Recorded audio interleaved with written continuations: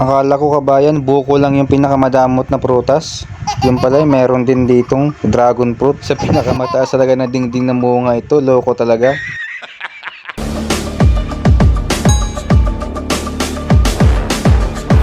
Good morning kabayan, September 13 po ngayon, Friday. Wala tayong magagawin ngayon kundi magtrabaho pa rin, tsaka mag-vlog.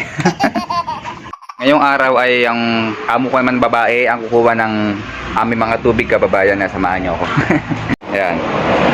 Kahapon yung aking among lalaki. Ito yung bansang maliit pero napakalaki na kalsada kaya wala pong traffic dito kabayan. Ito kabayan oh. Kung napapansin nyo yung box na yan, bawal po basta-basta yan tumawid kababayan. Kailangan po bago kayo pumunta ng kabila ay lahat po ng motor kababayan ay dyan po papasok sa box na yan.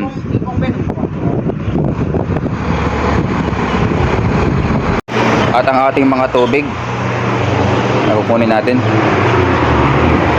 tsaka energy drink.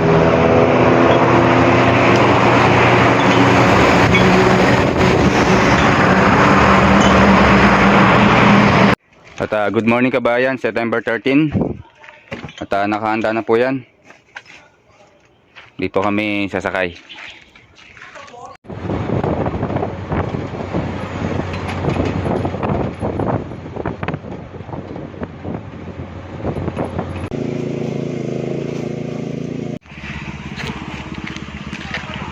Kalawak po niyan kabayan, nagandun po yan. Kaso yung lalakarin napakalayo. Kapagod. Ganun po ito, atisan na wala pong bunga ngayon.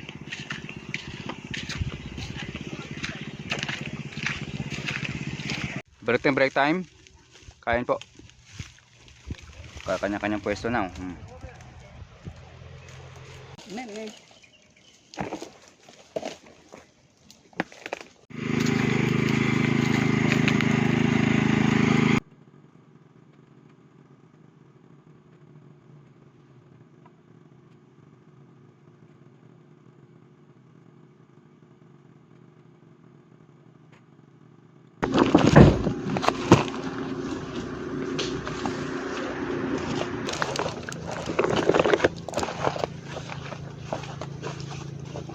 See you 3 months.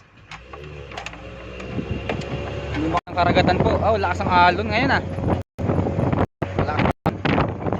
Uy, malakas no? Alon ngayon kabayan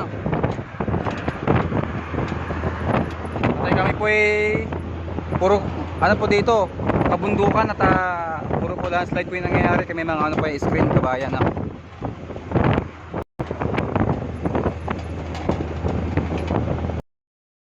Kabayan, medyo malakas po yung alon ngayon. Yung bandang asul na yung kabayan, ano na po yan, bubulusok na po, napakalalim po nyan. Kaya wala po naliligo dyan kabayan.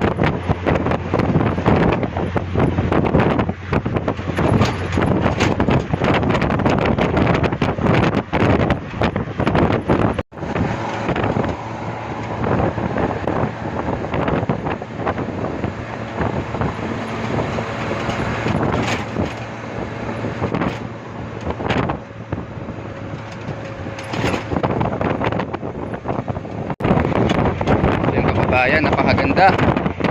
Alam mo po yung kahit gano'n kapagod pag nakita mo yung karagatan medyo nakakabawas-bawas din.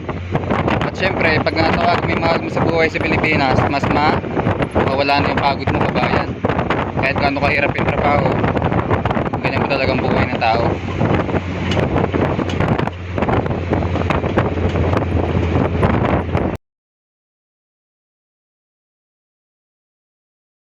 Kababayan, may ginagawa sa amin dito.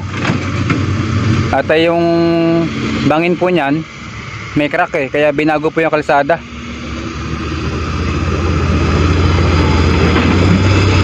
Maya maya pa kami makakadaan kabayan inaayos pa yung tambak.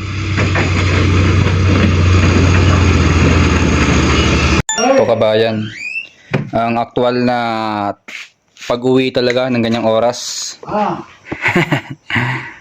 Yung mga kababayan at 13.